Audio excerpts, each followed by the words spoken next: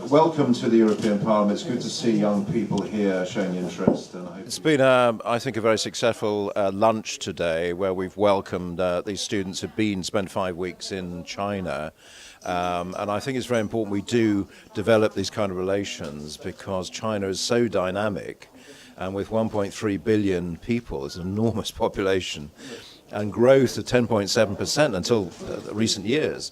This is the major player, and we have to engage with China. So I think this initiative to bring students both to China to witness firsthand the way that you do your business and how amazingly fast China is growing and progressing in terms of modernizing its economy is an excellent one. And I would like to congratulate you for this offer to the young generation, to the young people, which is very important.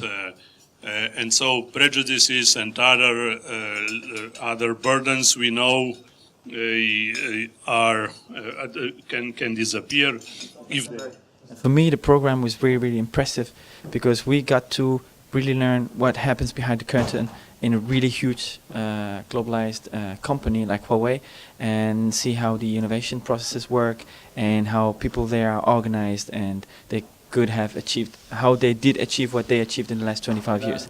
You learn so much in university and it's all floating around in your head, but then when you come to do a placement like this, you learn how to really apply it in an international environment, and you learn how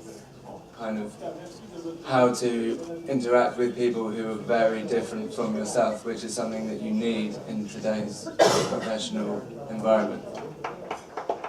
So I think that we really got a good perspective on how the company as a whole works, and we also got to put a little bit of what we had learned in Beijing, particularly maybe the cultural aspects, into practice, because finally we're meeting with locals who are working as Chinese businessmen. So we believe there'll be more and more collaboration between the China and Europe in industry and economics, and I'm sure more and more the European young people will have the opportunity to work with the Chinese companies, multinationals, and vice versa. So in this aspect, I think China needs to learn how to work with the European young talents. The world is changing.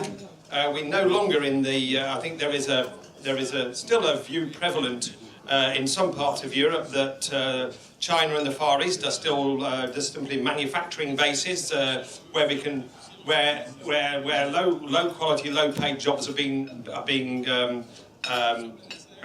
moved to a certain extent. But what they haven't realised is how much innovation is now taking place in places like China. And I think that's a danger for us in Europe if we don't actually take that on board, that innovation isn't just happening here and then the manufacturing is taking place over there. And we in Europe risk getting left behind if we don't recognise the level of innovation now that is taking place in developing economies, and particularly in China.